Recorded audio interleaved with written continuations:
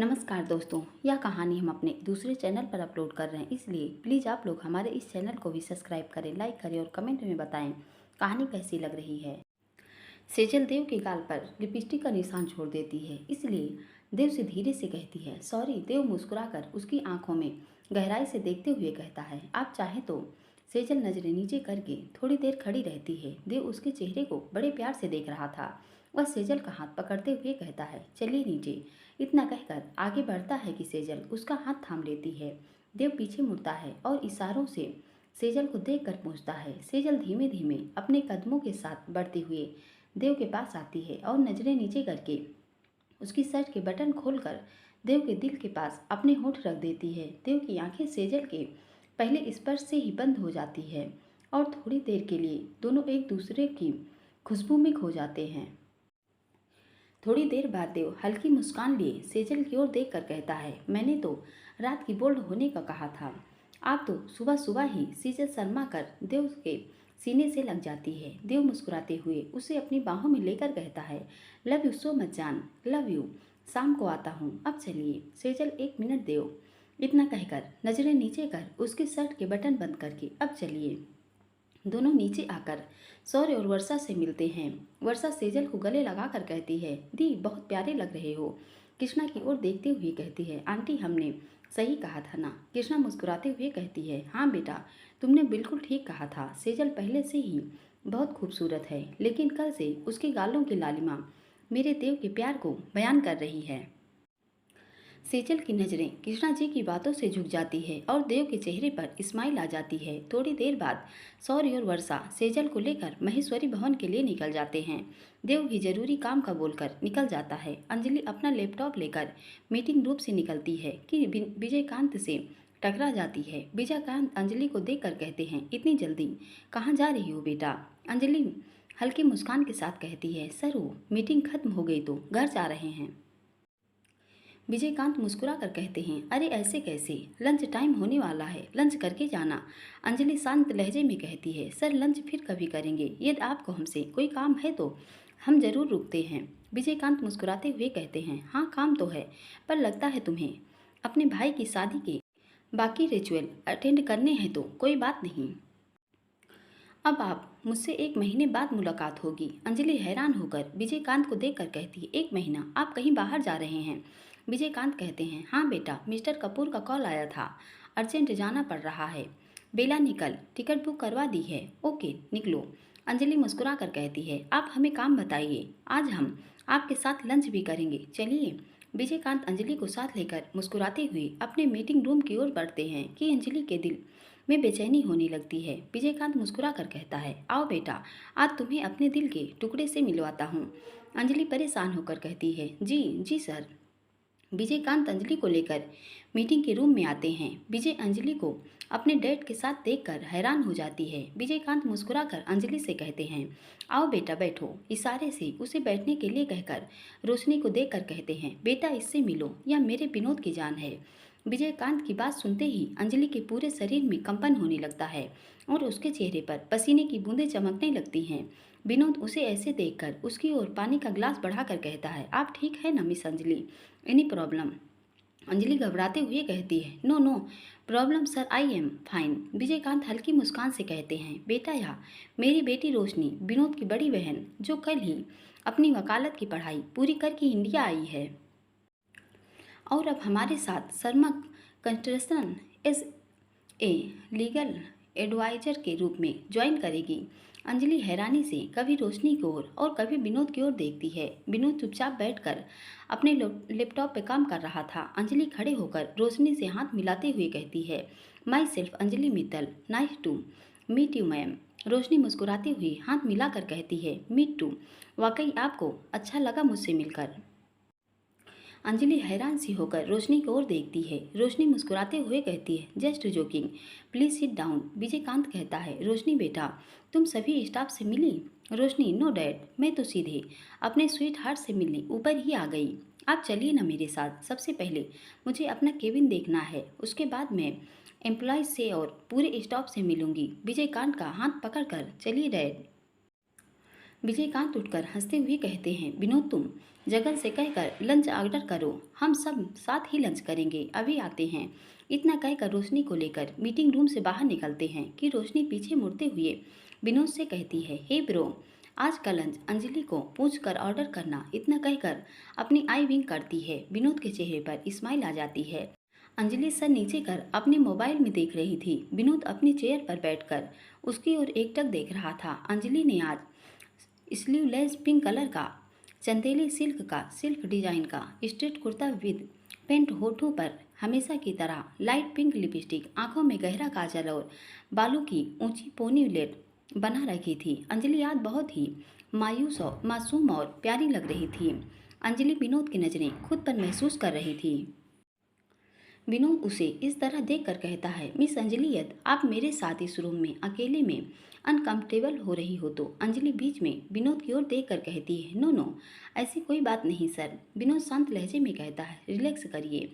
Tissue उसकी ओर बढ़ाते हुए कहता है, अपने चेहरे पर से पसीना साफ कीजिए। ठंड में भी आपके पसीना आने का कारण मैं अच्छे से जान सकता हूँ। अंजलि एक नज़र विनोद को देखती है और उसके हाथ से टिश्यू लेकर अपना फेस साफ करती है। विनोद गंभीर होकर कहता है, बेला को बता दीजिए क्या ऑर्डर करना है। इतना कहकर उसके सामने अपना फ़ोन रखता है। अंजलि धीरे से कहती है, सर प्लीज़ आप ही ऑर्डर कर दीजिए। विनोद उसी तरह शांत होकर कहता है, मेरी पसंद चलेगी। विनोद के ऐसे कहने से अंजलि की आंखों में नमी आ जाती है। वह अपनी नम आंखों से विनोद को देखती है। विनोद को उसकी आंखों की नमी बर्दाश्त नहीं होती। वह तुरंत बेला को फ़ोन कर लंच ऑर्डर करता है। अंजलि हैरानी से विनोद की ओर देखती है क्योंकि विनोद ने पूरा लंच अंजलि की पसंद का ऑर्डर किया था। विनोद उसे इस तरह देखकर कहता है, क्या हुआ मिस अंजलि, आप ऐसे हैरानी से मुझे क्यों देख रही हैं? कुछ और ऑर्डर करना है तो प्लीज़ बताइए। अंजलि हल्की मुस्कान ले कहती है, सर आपने तो इत्तेफाक से पूरा लंच हमारी पसंद का ऑर्डर कर दिया। विनोद लैपटॉप में नजरें गड़ाए हुए कहता है, मिस अंजलि, पसंद का क्या है, वह तो समय के साथ बदलती रहती है। उसकी ओर देखकर, एम आई राइट? अंजलि चुपचाप अपनी नज़रें नीचे कर लेती है और धीरे से कहती है, जी सर, आप सही कह रहे हैं, तभी तो आपकी पसंद डॉक्टर अंकिता। विनोद अंजलि की लास्ट लाइन सुनाई देती है और उसका चेहरा गुस्से से तमतमा जाता है। वह उठकर अंजलि के हाथ को कसकर पकड़ते हुए कहता है, क्या बोला आपने? डॉक्टर अंकिता क्या? अब आज आप अपने मन की बात खुलकर कहिए कि आप मेरे बारे में क्या सोचती हो। अंजलि खड़े होकर नम आंखों से कहती है, सर प्लीज़ हाथ छोड़िए हमारा, हमें दर्द हो रहा है। विनोद उसी तरह सख्त लहजे में कहता है, वाह, मेरे हाथ पकड़ने से दर्द हो रहा है आपको, और जो आप मेरे करेक्टर पर हर बार उंगली उठा देती हैं उसका क्या मिस अंजलि, जवाब दीजिए। थोड़ी देर रुकते उसके चेहरे को गहरी नज़रों से देखकर अपने एक हाथ से उसके चिन को पकड़कर ऊपर करते हुए कहता है, अपने छोटे से दिमाग को फालतू की बातों में कम लगाओ और जो आपके दिल के अंदर महसूस कर रही हो ना, उसे खुलकर एक्सेप्ट करो। कहीं ऐसा ना हो कि बहुत देर हो जाए, क्योंकि आज वक्त किसी का इंतजार नहीं करता। इतना कहकर उसका हाथ झटके से छोड़ देता है और अपना लैपटॉप बंद करता है कि विजयकांत रोशनी के साथ अंदर आते हैं। रोशनी विनोद के पास आकर मुस्कुराते हुए कहती है, स्वीट हार्ट, अंजलि की कंपनी से बोर तो नहीं हो गए? विनोद एक नज़र अंजलि को देखकर कहता है, नहीं दी, पर लगता है कि मिस अंजलि को मेरी कंपनी सूट नहीं करती। आप बैठिए, डैड के साथ लंच कीजिए, मुझे एक अर्जेंट काम से बाहर जाना है तो मैं चलता हूँ।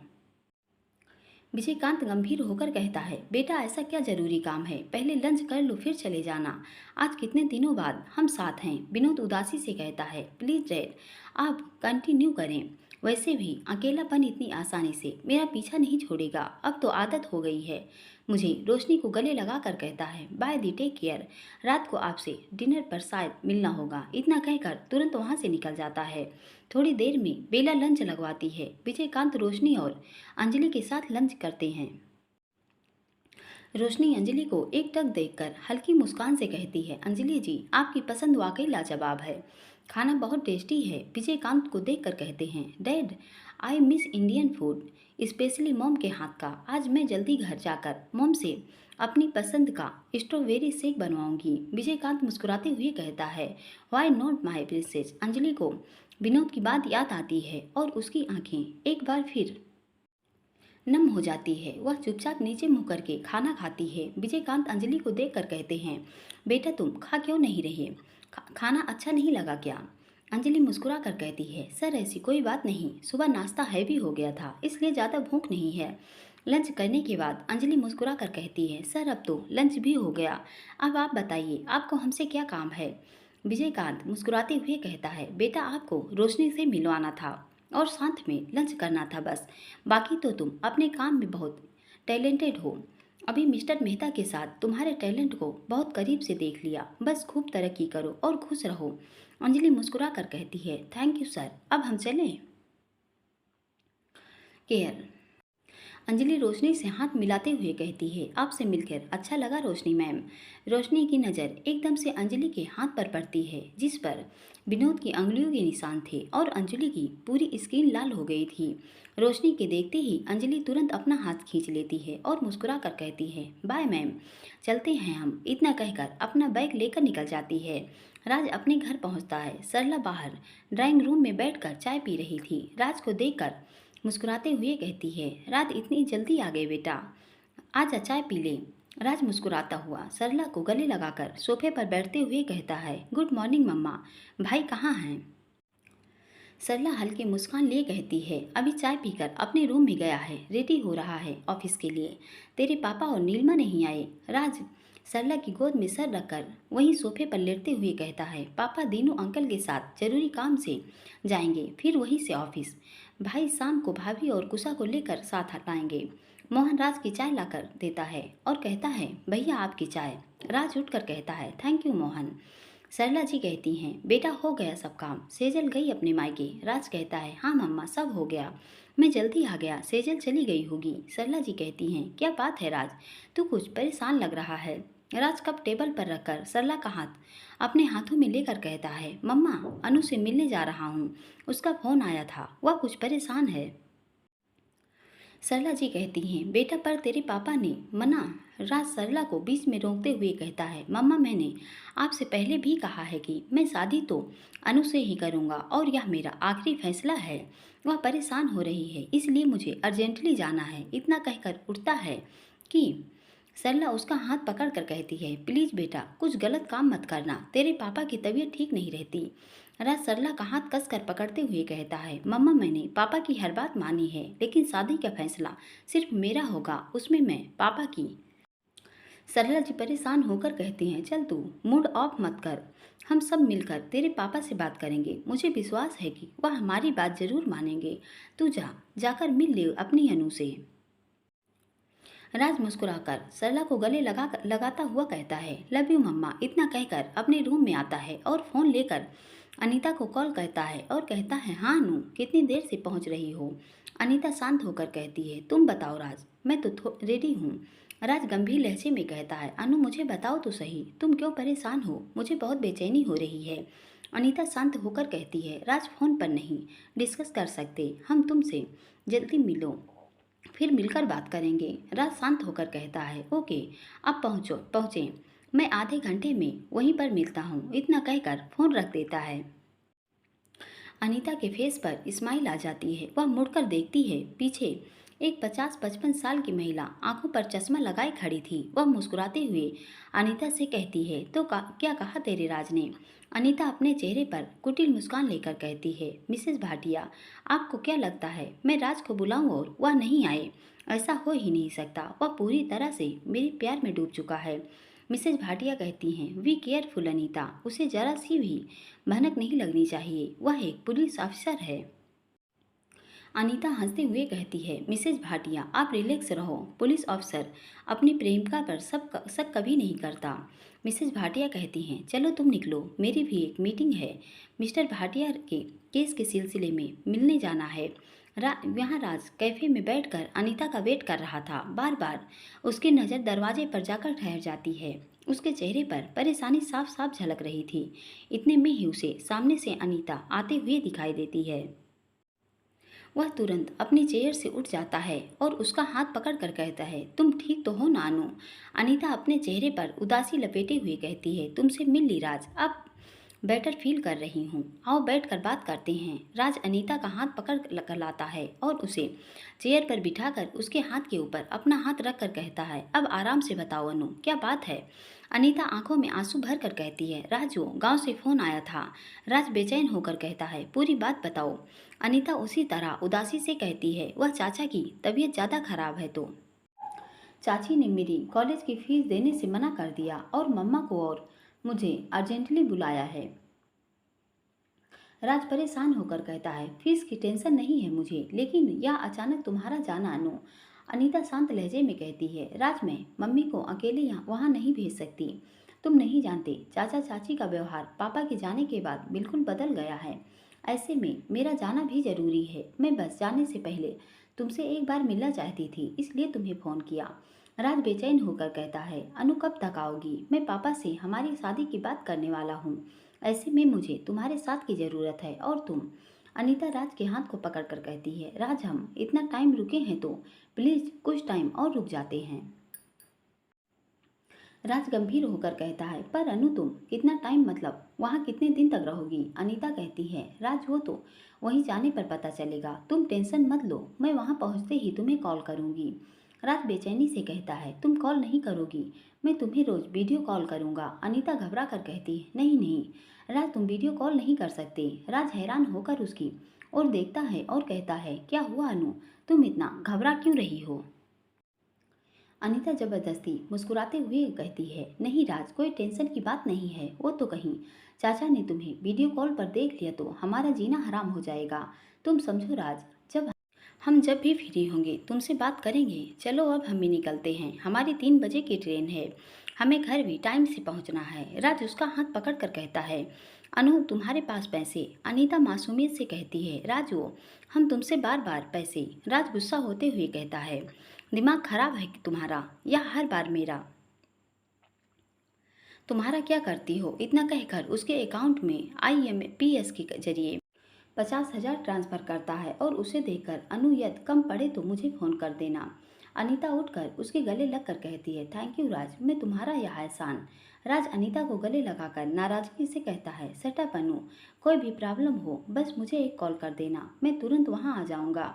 अनीता मुस्कुरा कर कहती है, बाय राज, ध्यान रखना अपना, मैं पहुँच कर फ़ोन कर दूँगी। राज उससे अलग होकर कहता है, अनु, मैं फ्री हूँ, आज तो तुम्हें छोड़ने आ जाऊँगा।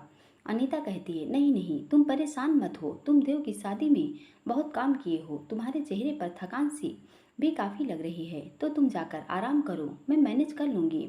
इतना कहकर उसके चेहरे पर किस करने लगती है कि राज उसे रोक कर कहता है, अनु प्लीज़। अनीता हल्की नाराज़गी से कहती है, क्या राज, तुम भी ना कभी मुझे अपने पास आने नहीं देते? राज उसका हाथ पकड़कर हल्की मुस्कान से कहता है, अनु, यह एहसास हम शादी के बाद एक साथ जिएंगे। चलो अब तुम निकलो और किसी भी तरह की कोई भी प्रॉब्लम हो तो बस एक फ़ोन करना। Okay, bye, take care and happy journey. उसे एक नज़र देखकर कहता है, मिस यू अनु। अनु मुस्कुराकर कहती है, I miss you too my handsome, ध्यान रखना अपना। इतना कहकर वहाँ से निकल जाती है। यहाँ राज पर घर जाकर अपने रूम में जाकर उदास सा बेड पर लेट जाता है और कुछ ही पलों में नींद के आगोश में चला जाता है। महेश्वरी भवन में से चल भी सौर और वर्षा के साथ अपने घर पहुंचती है। सुमन सेजल को देखकर अपनी आंखों से काजल लेकर उसके कान के पीछे लगाते हुए कहती है, देख वर्षा, कितनी प्यारी लग रही है मेरी बच्ची, किसी की नज़र न लगे। शीतल वर्षा सुमन के गले में अपनी बाहें डालकर कहती है, हाँ मम्मी, दीप बहुत प्यारे लग रहे हैं। वर्षा सुमन के कान में कहती है, माँ, जीजू के प्यार का रंग है, एक ही रात में अपना असर दिखा दिया जीजू ने। सुमन वर्षा के कान खींच कर कहती है, शैतान चुप हो जा, तेरे पापा खड़े हैं। वर्षा हंसकर सुमन का चेहरा अपने हाथों में लेते हुए कहती है, ओफो मम्मा, आज तो आप भी काफ़ी ब्लश लग रहे हो, क्या बात है, कहीं पापा ने भी तो? सुमन हैरानी से वर्षा को देखकर उसका कान पकड़ते हुए कहती है, क्या कहा तूने? शेखर हल्की मुस्कान लिए कहता है, चल तुमसे प्रॉमिस करता हूँ अपना पूरा ध्यान रखूँगा। सुमन जी, आप बातों में ही बैठी रहोगी या कुछ खिलाओगी मेरी बच्ची को? शादी के बाद पहली बार मायके आई है, कुछ खातिरदारी करो इसकी। सेजल उदासी से कहती है, पापा आप ऐसे क्यों बोल रहे हो, हम पराए हो गए क्या? यह घर अब हमारा नहीं रहा। सुमन मुस्कुरा कर कहती हैं, बेटा यह घर हमेशा तेरा ही रहेगा, तेरे पापा बस तुमसे मजाक कर रहे हैं। इतने में ही वर्षा फ्रूट कस्टर्ड लेकर आती है और सबको देते हुए कहती है, दी लीजिए आपको फेवरेट फ्रूट कस्टर्ड, खाकर बताइए कैसा है। सेजल कस्टर्ड खाते हुए कहती है, बहुत यम्मी है वर्षा, तूने बनाया। वर्षा मुस्कुराते हुए कहती है, आपकी सीतू ने बनाया। सेजल शीतल को देखकर मुस्कुराते हुए कहती है, सीतू क्या बात है, तू इतनी उदास क्यों है। शीतल सेजल का हाथ थामकर उदासी से कहती है, दी आप चले गए ना, इसलिए मन नहीं लग रहा। सेजल शीतल को गहरी नजरों से देखकर कहती है, पक्का यही बात है ना, तू कुछ छुपा तो नहीं रही। शीतल हल्की मुस्कान लिए कहती है, दी कुछ बात नहीं है और आप यह सब छोड़िए। वर्षा को देखकर वर्षा चले अपने कमरे में दी को लेकर, इतना कहकर उसकी ओर आई विंक करती है। सौर चुपचाप सोफे पर बैठकर उन तीनों की नौटंकी देखता है और मुस्कुराते हुए शेखर जी से कहता है, पापा मैं कल निकलूंगा, अभी कुछ काम है तो बताइए, मार्केट से कुछ मंगवाना हो तो बोल दीजिए, मैं जरूरी काम से बाहर जा रहा हूँ। सुमन सेजल से कहती है, बेटा देव शाम को यहीं डिनर करेंगे ना। सेजल कहती है, मम्मा हमारी इस बारे में बात नहीं हुई, आप पूछ लीजिएगा उनसे। वर्षा कहती है, ओहो उनसे पूछ लीजिए, क्या बात है दी। सुमन की ओर देखकर कहती है, माँ हम जीजू से फ़ोन कर लेते हैं। चलिए शीतल, इतना बोलकर तीनों सेजल को कमरे में चली जाती हैं। सौर मुस्कुराते हुए कहता है, मम्मा यह तीनों अब 2 घंटे से पहले नीचे नहीं आएंगी, मैं आप मुझे फ़ोन कर लेना।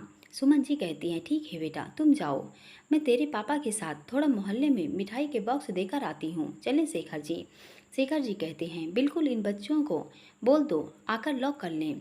सौर कहता है, पापा आप मम्मा को लेकर निकलिए, मैं बोल दूंगा। सुमन और शेखर निकल जाते हैं। इधर रूम में वर्षा और शीतल सेजल को परेशान कर रही थी। शीतल मुस्कुराते हुए कहती है, दी बताइए ना, कल रात जीजू ने आपको क्या गिफ्ट दिया। सेजल शीतल का कान पकड़कर कहती है, सीतू तू कुछ ज़्यादा बेशर्म नहीं हो रही है, कान खोल कर सुन ले, मैं अपने स्पेशल मोमेंट किसी को भी नहीं बताने वाली, समझी तू। वर्षा मुस्कुरा कर कहती है, ओहो यानी कल की रात बहुत कुछ हो गया। क्यों दी, सही कह रही हूँ ना। इतना कहकर दोनों एक दूसरे को हाई फाई देती हैं। सेजल शर्मा कर कहती है, बस करो तुम दोनों, इसलिए मुझे ऊपर लाई थी। शीतल सेजल के कंधे को पकड़कर कहती है, दी हम मस्ती कर रहे हैं आपसे, आपके चेहरे को देखकर हमें सब पता लग गया, आपको हमें बताने की ज़रूरत नहीं है, जीजू को प्यार का रंग आपके चेहरे पर साफ दिख रहा है।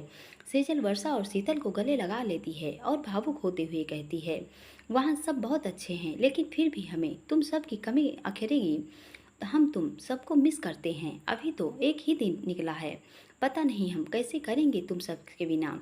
शीतल नम आंखों से कहती है, दी ज़्यादा सेंटी मत होइए, देखना जीजू आपको इतना प्यार करेंगे कि आपको हम सबकी कमी महसूस नहीं होगी।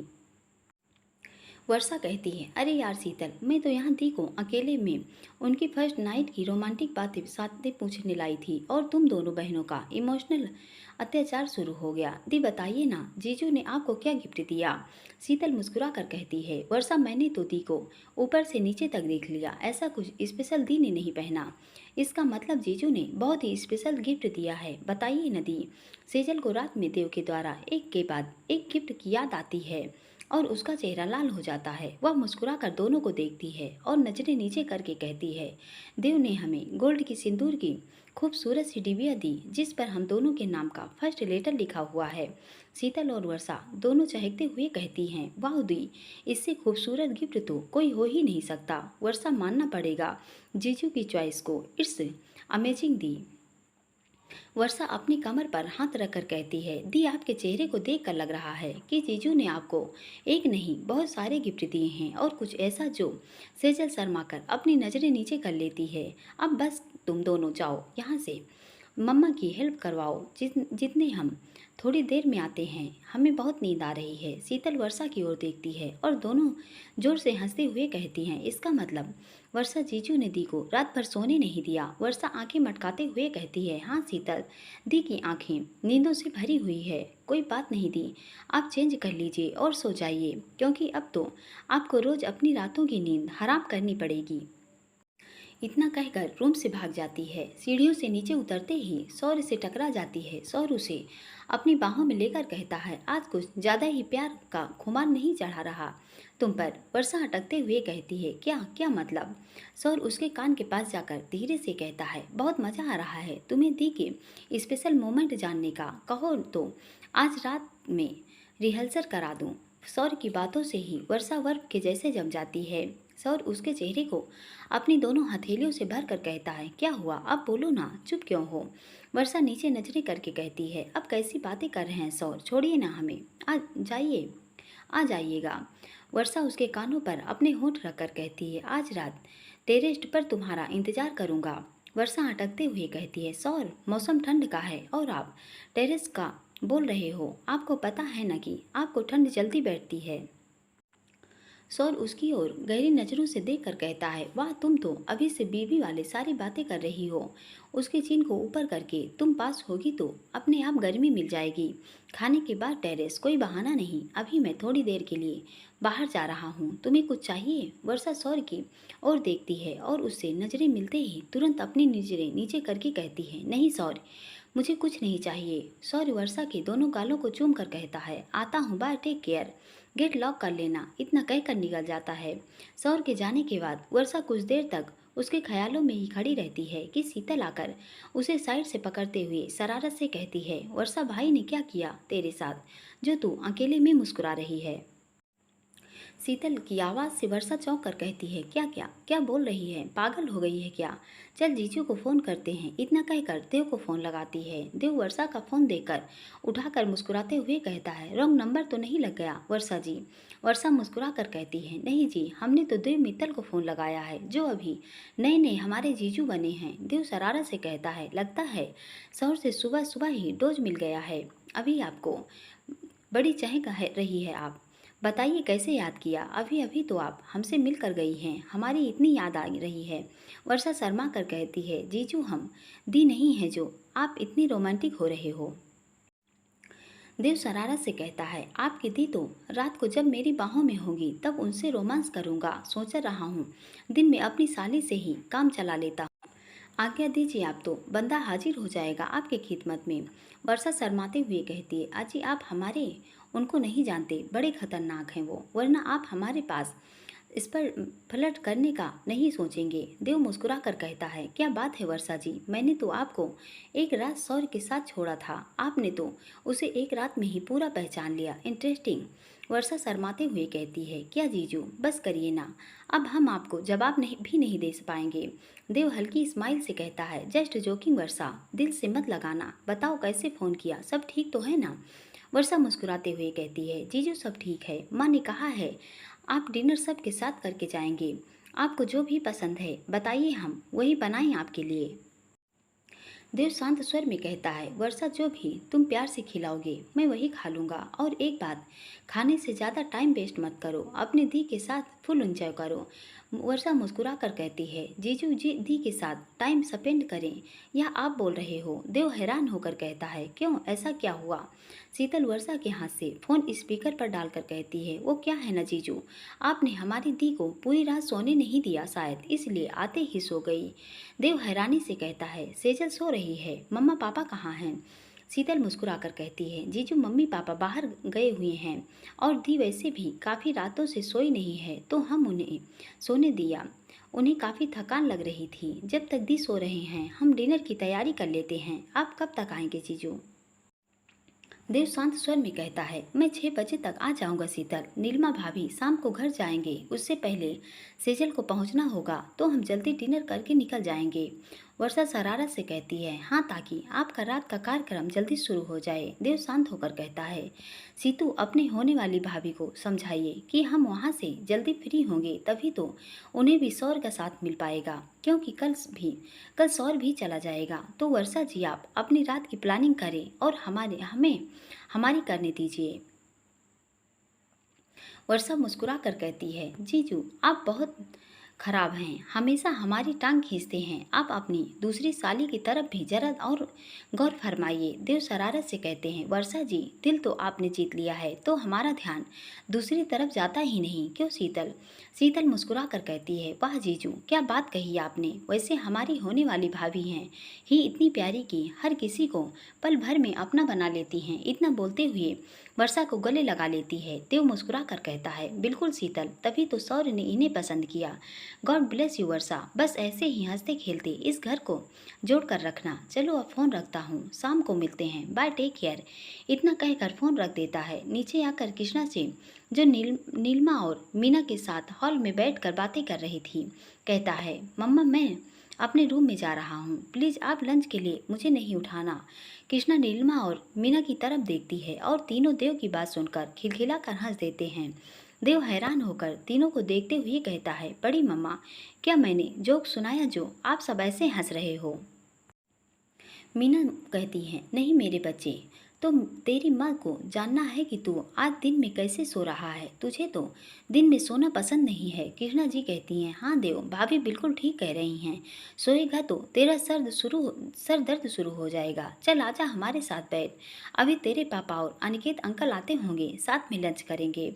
देव कृष्णा को साइड हक करते हुए कहता है, मम्मा मैं आप सबकी नौटंकी समझ रहा हूँ, आप कंटिन्यू करिए, मैं जा रहा हूँ अपने रूम में, बहुत नींद आ रही है। इतना कहकर सीढ़ियों की तरफ बढ़ता है कि नीलिमा शरारत से कहती है, देवर जी सो जाइए आराम से, वरना नाइट शिफ्ट में नींद के झोंके खाओगे। देव उसके चेहरे पर नीलिमा की बातों से स्माइल आ जाती है और वह मुस्कुराकर एक बार सबको देखता है और अपने रूम में चला जाता है। कृष्णा जी मुस्कुराकर कहती हैं, भाभी यह नाइट शिफ्ट में क्या करेगा, यही समझ में नहीं आ रहा। हाय मेरा बच्चा। मीना हल्की नाराजगी से कहती हैं, चुप कर बेशर्म, कैसी माँ है तू। कृष्णा मीना के गले में बाहें डाल कर कहती हैं, भाभी इतना मजाक तो चलता है ना। इतने में ही अंजलि हॉल में आती है। उसे देखकर कृष्णा जी कहती हैं, आजा बिटिया, मीटिंग तेरी हो गई। अंजलि सबको एक साथ देखकर कहती है, जी चाची हो गई, हम बहुत थक गए हैं तो हम सोने जा रहे हैं। नीलिमा अंजलि को लेकर हल्की मुस्कान से कहती है, अंजू सो जाना, पहले खाना तो खा ले, मैं तुम्हारा खाना लगवाती हूँ, तुम फ्रेश होकर नीचे आओ। अंजलि नीलिमा को देखकर कहती है, भाभी आप परेशान मत होइए, हम लंच करके आए हैं। मीना हैरानी से कहती है, लंच करके आई हो, क्या मतलब? अंजलि शांत होकर कहती है, मम्मी मम्मा वह मीटिंग के बाद विजय सर ने रोक लिया था लंच के लिए, बस लंच करके सीधे आ रहे हैं। भाई कहाँ हैं? कृष्णा जी मुस्कुराते हुए कहती हैं, तेरा भाई सोने गया है, जा तू भी सो जा, शाम को सेजल को लेने जाना है ना। अंजलि मुस्कुराकर कहती है, हाँ चाची, पर प्लीज़ आप हमें टाइम से उठा देना, वो क्या है ना, हम हमारा मोबाइल साइलेंट पर रखेंगे ताकि हमारी नींद डिस्टर्ब ना हो। इतना कहकर अपने रूम में चली जाती है। मीना नाराज होते हुए कहती हैं, फ़ोन साइलेंट पर रखने का क्या मतलब? किसी को अर्जेंट काम पड़ जाए तो उसका क्या? पता नहीं आजकल के बच्चे कुछ समझते ही नहीं। और यह लड़की तो मेरी समझ से बाहर है। कृष्णा तूने और दीनू ने इसे बहुत सर पर चढ़ा रखा है। कृष्णा मीना के हाथ पर हाथ रखकर कहती है, भाभी आप क्यों चिंता करती हो, मेरी बच्ची बहुत समझदार है, देखना एक दिन आपको भी इस पर गर्व होगा। मीना उठकर अपने कमरे में जाते हुए कहती है, तू और तेरी बच्ची, कुछ नहीं हो सकता तुम दोनों का, खूब सर पर चढ़ा लो इसे, फिर शादी के बाद इसके ससुराल में तुम ही जवाब देना सबको, समझी? अंजलि अपने कमरे में फ्रेश होती है और चेंज करके बेड पर लेटे हुए अपने हाथ को देखती है जिस पर विनोद की अंगुलियों के निशान थे। वो लेटे लेटे मन में सोचती है, हमने तो जो देखा वही कहा, फिर सर ने हमें इतना दर्द क्यों दिया? हमारी एक गलती की सज़ा हमें बार बार मिल रही है, बात भी नहीं करते, हमारी तरफ देखते भी नहीं। हम आपसे सॉरी कहना चाहते हैं सर प्लीज़। और उसकी आंखों में आंसू झरझर गिरने लगते हैं। वो एक बार फिर से हाथ पर पड़े निशान को देखती है और हल्के से अपने होठों से लगा लेती है और फ़ोन साइलेंट पर डालकर सो जाती है।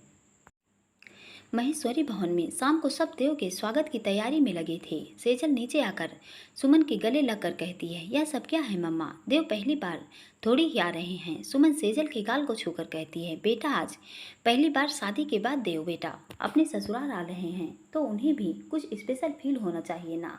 सेजल हंसते हुए कहती है, बिल्कुल मम्मा, कराइए उन्हें स्पेशल फील, हम आपके और उनके बीच नहीं पड़ने वाले, आप जैसे चाहें अपने दामाद का स्वागत कर सकते हैं। वर्षा सेजल को चाय का कप पकड़ाते हुए कहती है, आप चाय पीजिए, आप इतनी गहरी नींद से सो रहे थे कि पापा ने आपको लंच पर उठाने से मना कर दिया था। सुमन सेजल के सर पर हाथ फेर कर कहती है, नींद पूरी हुई बेटा, थकान तो नहीं लग रही? सेजल सुमन के कंधे पर सर रखकर घड़ी की ओर देखकर कहती है, वो 9-6 बजने वाले हैं, सॉरी मम्मा, हम इतनी देर तक सोते रहे, हमें पता ही नहीं चला, लेकिन सोने से सब अच्छा फील हो रहा है। सुमन मुस्कुरा कर कहती है, कोई बात नहीं बच्चे, चलो चाय पियो और पकौड़े खाओ, शीतल ने बनाए हैं, तेरे फेवरेट गोभी और पालक के खाकर बता कैसे लगे।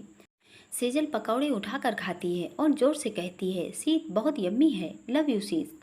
वर्षा और तू जल्दी बाहर आ जा, नहीं तो पूरे पकौड़े मैं ही खा जाऊंगी। वर्षा सौर अपने रूम में से आते हुए हल्की नाराजगी से कहता है, आप हमेशा इन दोनों के आगे अपने इकलौते भाई को भूल जाती हो। सेजल उठकर सौर के पास आकर बड़े प्यार से उसके मुंह में पकौड़े खिलाकर कहती है, नौटंकी मत कर, चल जल्दी खा। वर्षा और शीतल दोनों किचन से बाहर आती हैं। वर्षा सौर को चाय पकड़ाकर सुमन के पास आकर बैठ जाती है। सभी मस्ती करते हुए चाय की चुस्कियों के संग पकौड़े का आनंद उठाते हैं। सुमन सेजल से कहती हैं, बेटा देव के आने का टाइम हो रहा है, अब तुम भी रेडी हो जाओ। सेजल कहती है, मम्मा हम थोड़ी देर बाद रेडी हो जाएंगे प्लीज। सुमन मुस्कुरा कर कहती है, ठीक है बेटा, जैसी तुम्हारी मर्जी। शीतल सेजल के साथ भेजे जाने वाला सामान पैक हो गया। शीतल मुस्कुरा कर कहती है, मम्मा आप चिंता मत करिए, यह जो आपकी बहू है ना, हमारे काम करने से पहले ही सब कर देती है।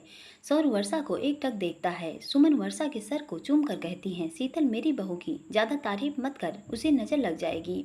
सेजल और शीतल हैरानी से एक दूसरे को देखकर कहती हैं, मम्मा मतलब बहू के आने से बेटियों की कोई कीमत ही नहीं रही।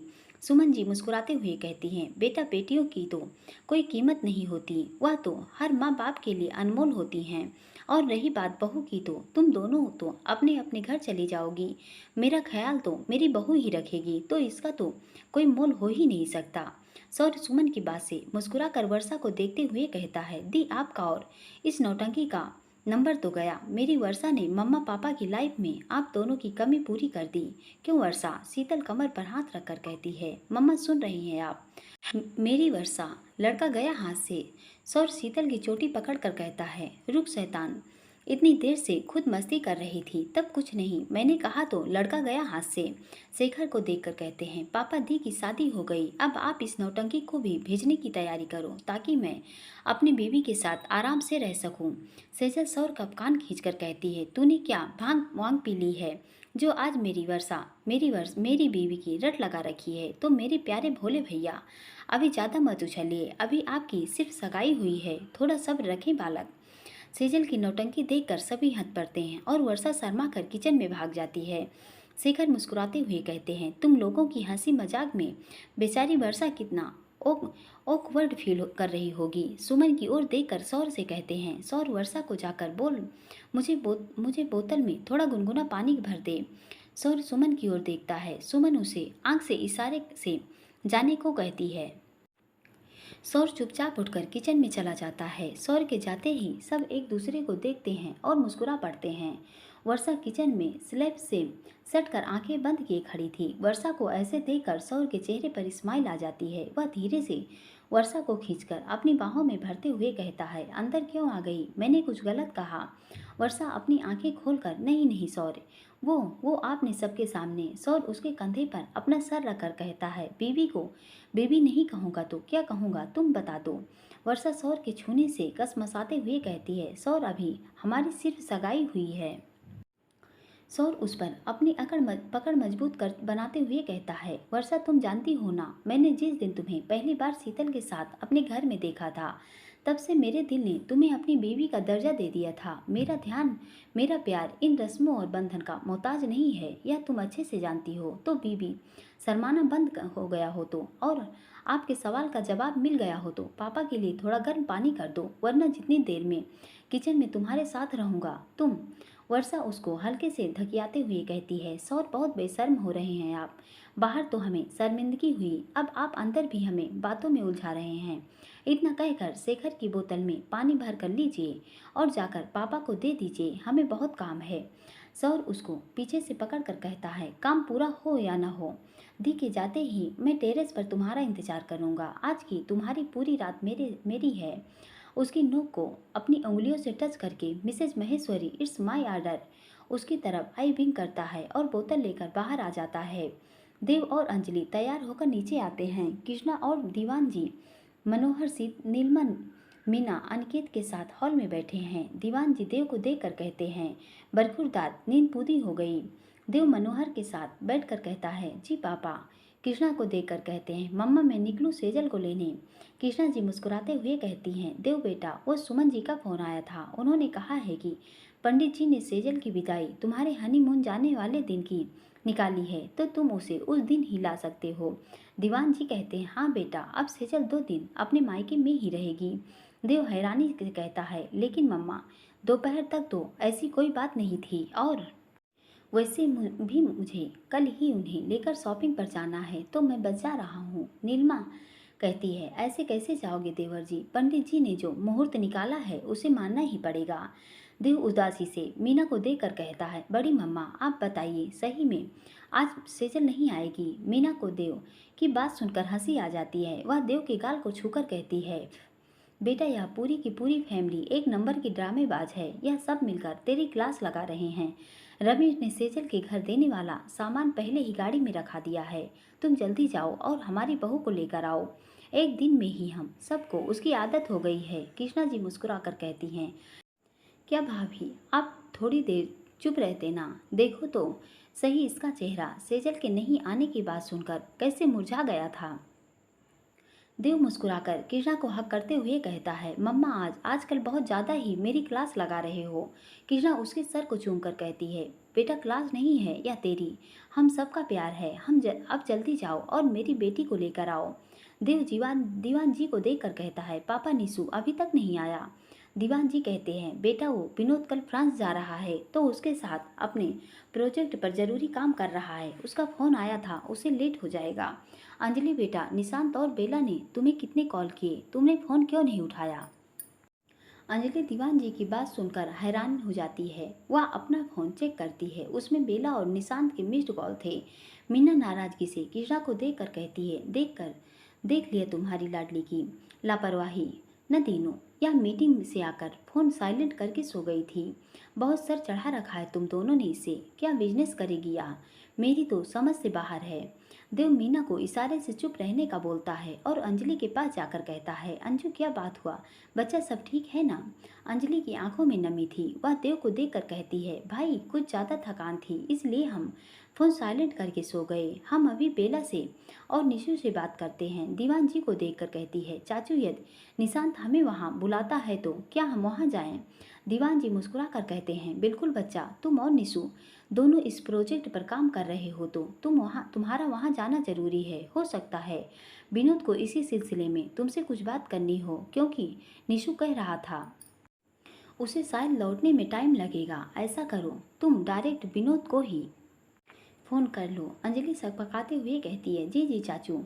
देव की ओर देखकर कहती है, सॉरी भाई, आपको अकेले जाना पड़ेगा भाभी को लेने। देव मुस्कुराते हुए कहता है, कोई बात नहीं बच्चा, चल मैं तुझे पहले शर्मा कंस्ट्रक्शन छोड़ देता हूँ। आते वक्त तू निशु के साथ आ जाना। रात को अकेले ड्राइव करना सेफ नहीं है। अंजलि हल्की मुस्कान लिए कहती है, जी भाई, आप चलिए, हम बस अपना लैपटॉप और फाइल्स लेकर आते हैं। अपने रूम में आकर अंजलि बेला को फ़ोन लगाती है। बेला विनोद, निशांत और बाकी स्टाफ के साथ मीटिंग रूम में थी। अंजलि का फ़ोन उठाते हुए विनोद की ओर देखकर कहती है, सर, अंजलि मैम का कॉल आया है, आपसे बात करनी है। विनोद थोड़ा सख्त आवाज़ में कहता है, बेला, मिस अंजलि से कह दीजिए यहाँ का काम पूरा हो गया है, आप रेस्ट करिए। अंजलि को विनोद की बातें सुनाई दे रही थी। वह नम स्वर में कहती है, बेला, फ़ोन सर को दो। बेला विनोद की ओर फ़ोन बढ़ाते हुए कहती है, सर, मैम को बात करनी है। विनोद एक नज़र अपने मीटिंग रूम में बैठे एम्प्लॉय और निशु को देखकर फ़ोन लेता है और थोड़ा दूर जाकर रुके स्वर में कहता है, कहिए मिस अंजलि। अंजलि घबराते हुए कहती है, सर, वो हमारा फ़ोन साइलेंट पर था, इसलिए हमें पता ही नहीं लगा। सॉरी, हम बस 5 मिनट में पहुंचने वाले हैं। विनोद रूखे स्वर में कहता है, मिस अंजलि, आपको यहाँ आने की ज़रूरत नहीं है। मैंने बेला को सब समझा दिया है। आप कल उससे आकर मिल लेना, और वैसे भी निशांत है आपके साथ। अंजलि रूधे गले से कहती है, सर, हमें अब बस आपसे 5 मिनट चाहिए, प्लीज़। विनोद उसी तरह गंभीर होकर कहता है, मिस अंजलि, मुझे यहाँ का काम खत्म कर घर जाना है। मेरी फैमिली मेरा वेट कर रही है, so please, I am sorry. इतना कहकर फ़ोन कट कर देता है। विनोद की बातों से अंजलि बहुत हर्ट हो जाती है। उसकी आंखों में आंसू बहने लगते हैं। नीचे से कृष्णा की आवाज़ उसके कानों में पड़ती है और वह तुरंत अपने आंसू पोंछकर चेहरे पर मुस्कान लिए नीचे आती है और दीवान जी को देखकर कहती है, चाचू, हमने विनोद सर से बात कर ली है, हमें नहीं जाना। हम कल बेला से और निशु से सब पूछ लेंगे, तो हम भाई के साथ जा रहे हैं। दीवान जी मुस्कुरा कर कहते हैं, ठीक है बच्चा जाओ। अंजलि तुरंत बाहर आकर देव की गाड़ी में बैठ जाती है। देव उसे देखकर कहता है, क्या हुआ, तेरा लैपटॉप कहाँ है, जाना नहीं है क्या? अंजलि मुस्कुरा कर कहती है, हम आपके साथ अपनी भाभी को लेने जा रहे हैं, चलिए भाभी इंतजार कर रही होंगी हमारा। देव मुस्कुराकर गाड़ी स्टार्ट करता है। कुछ ही देर बाद दोनों महेश्वरी भवन पहुंच जाते हैं। सुमन आकर अंजलि और देव का तिलक करके मीठा खिलाती हैं। शेखर जी देव के गले में गोल्डन चेन पहनाते हैं और मुस्कुरा कर कहते हैं, अब आइए बेटा। देव अंदर आकर सोफे पर बैठते हुए कहता है, माँ पापा यह सब क्या है? सुमन जी मुस्कुरा कर कहती हैं, बेटा आज आप शादी के बाद पहली बार आए हैं तो बस अपने दामाद के लिए छोटा सा शगुन है हमारी तरफ से। देव गंभीर होकर कहता है, माँ मैं तो बस हमेशा अपने आप को इस घर का बेटा समझता था, पर आप दामाद। सुमन आकर देव के चेहरे को प्यार से छूकर कहती हैं, बस बेटा यह फर्स्ट एंड लास्ट टाइम है जो हम आपका स्वागत दामाद के रूप में कर रहे हैं। आज के बाद फिर आपको कभी शिकायत का मौका नहीं देंगे। देव सुमन के गले लगकर कहता है, माँ यहाँ कैसी बातें कर रहे हो आप? आपसे शिकायत नहीं कर रहा, मुझे यह सब पसंद नहीं, यह सब नहीं चाहिए, बल्कि आप दोनों का आशीर्वाद चाहिए, आपका साथ चाहिए हमेशा। शेखर जी मुस्कुरा कर कहते हैं, हमारा आशीर्वाद हमेशा आपके साथ है बेटा। इतने में ही वर्षा और शीतल गर्मा गर्म पकौड़े और चाय लेकर आती हैं। सर शेखर सुमन के देव के साथ नाश्ता करता है। अंजलि कहती है, वर्षा भाभी सेजल भाभी कहाँ है? वर्षा शर्मा कर कहती है, अंजू हम सेम एज ग्रुप के हैं तो प्लीज़ तुम ना मेरा नाम ही लो। अंजलि मुस्कुरा कर कहती है, भाभी आपका पद बड़ा है तो मैं तो आपको भाभी ही कहूँगी, क्यों आंटी सही है ना? सुमन जी मुस्कुरा कर कहती हैं, बिल्कुल बेटा। वर्षा जाओ अंजलि को सेजल के पास ले जाओ। अंजलि वर्षा और शीतल के साथ ऊपर कमरे में चली जाती है। कुछ समय बाद देव शेखर से कहते हैं, पापा 8 बज गए हैं, नीलमा भाभी घर जाएंगी तो सेजल का पहुंचना जरूरी है। माँ प्लीज़ सेजल को मैं बाद में लेकर आ जाऊंगा, अभी हमें थोड़ा जल्दी निकलना होगा। सुमन जी कहती हैं, बेटा आप हाथ धोकर डाइनिंग टेबल पर बैठो, मैं डिनर लगाती हूँ। सौर बेटा वर्षा को नीचे बुलाओ। सौर कहता है, जी मम्मा। सेजल के रूम में जाकर कहता है, दी जीजू बुला रहे हैं आपको। वर्षा कहती है, मम्मा डिनर लगा रहे हैं, नीचे जाकर हेल्प करो। वर्षा कहती है, दी आप आइए, चलिए सौर्य। वर्षा नीचे आकर सुमन को बाहर भेज देती है। शीतल और वर्षा दोनों मिलकर डाइनिंग पर खाना लगाती हैं। इतने में ही सेजल अंजलि के साथ नीचे आती है। देव सेजल को देखकर अपनी पलकें झपकाना भूल जाता है। बेबी पिंक कलर की सिमर की साड़ी, उस पर सिल्वर सीफेंस का वर्क, मैचिंग का बैकलेस ब्लाउज, बालों को लंबी चोटी, बड़ी बड़ी आंखों में गहरा काजर, हमेशा की तरह पिंक लिपस्टिक, मेहंदी लगी हाथों में चूड़ा सेजल को बेहद खूबसूरत बना रहा था। वह एक नज़र देव को देखती है और मुस्कुराकर उसके पास वाली चेयर पर जाकर बैठ जाती है। देव हल्की मुस्कान से सेजल को देखकर कहता है, सेजल डिनर कीजिए फिर निकलते हैं। ये पार्ट पूरा सुनने के लिए दोस्तों बहुत बहुत धन्यवाद। और आगे का पार्ट और भी इंटरेस्टिंग होने वाला है, इसलिए प्लीज़ आप लोग सुनना ना भूल लें। धन्यवाद।